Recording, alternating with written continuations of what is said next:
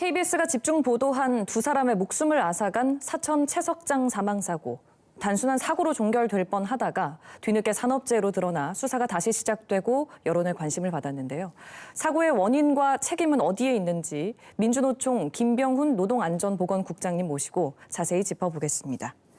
국장님, 앞서 말씀드린 것처럼 이게 단순 교통사고로 종결될 뻔하다가 유족들이 직접 CCTV와 차량 감식 증거를 확보하면서 산업재해로 드러났어요. 이 사건의 전말 어떻게 된 겁니까? 그러니까 사천 세척사에서 사고가 있었고, 근데 경찰이 출동해서 실제 단순 교통사고로 처리를 하려고 했어요.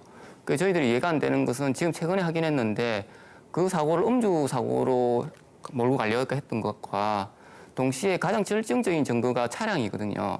차량을 그냥 폐차장으로 보내버리는 거예요. 근데 그 유족들이 그 수습을 하고 일주일 뒤에 그 고인의 앱을 보면서, 앱에 있는 CCTV를 보면서 발파 사고가 있었다는 걸 확인했어요. 그러면서 유족들이 문제 제기를 다시 했고, 결국은 경남경찰청에서 재수사를 해가지고 그 사고의 그 전말이 사실상 드러난 거죠. 그러면 음주도 아니었던 건가요? 경남경찰청의 최종 수사 결과에서 음주운전이 아니다.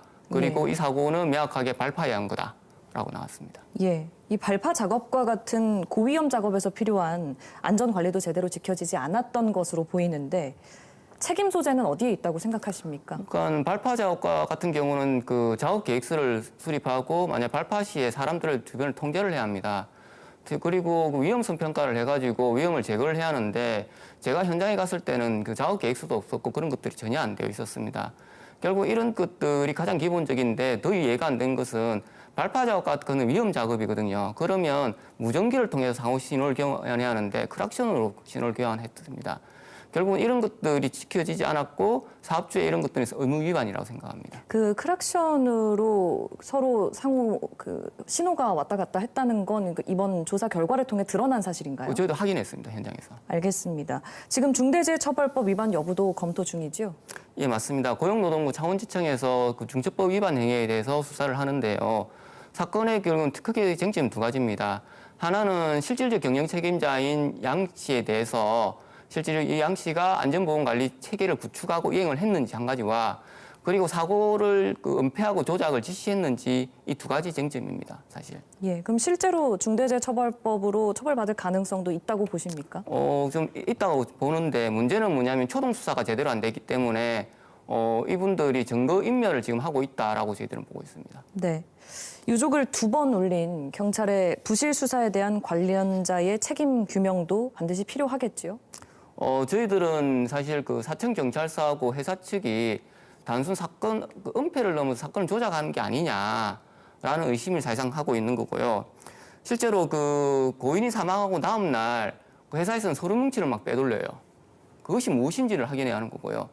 또 그리고 그 사천경찰서에서 현장 출동했으면 최소한 그 사고 발파 시간, 그리고 고인의 상태, 그리고 차량 상태를 보고 이걸 부검을 해야 할 건지 아니면 그 국가서에 차량을 넘길 건지를 판단해야 하는데 그런 것도 전혀 안 했다는 겁니다. 단순하게 음주 교통사고로 몰고 가려고 했다는 것은 심각한 문제고요. 이에 대해서는 사천경찰서가 명확하게 책임져야 하는 거고, 또 한편으로는 동양개발이 실제로 이 회사가 처음부터 사고를 은폐하려고 했기 때문에 저는 실질적 경영 책임자에 대한 빠른 압수수색하고 그리고 구속 수사를 통해서 명확하게 그 책임을 물어야 한다고 생각합니다. 유족들이 장례를 2번 치렀다고 들었습니다.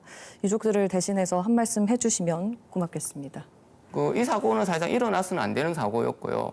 그래서 만약에 이 사고가 일어났다 하더라도 회사와 경찰이 국가기관이 실제로 이 사고의 원인을 실질적 진실을 밝히기 위해서 노력을 해야 합니다. 그런데 노력을 전혀 안 했어요. 그로 인해서 그 유족은 자기의 고인이 된 자기 아버지와 그 남편을 실질적으로 찾기 위해서 2개월 동안, 이 진실 찾기 위해서 2개월 동안 지금 다니고 있거든요.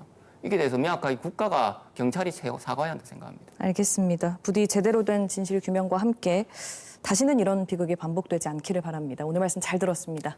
고맙습니다.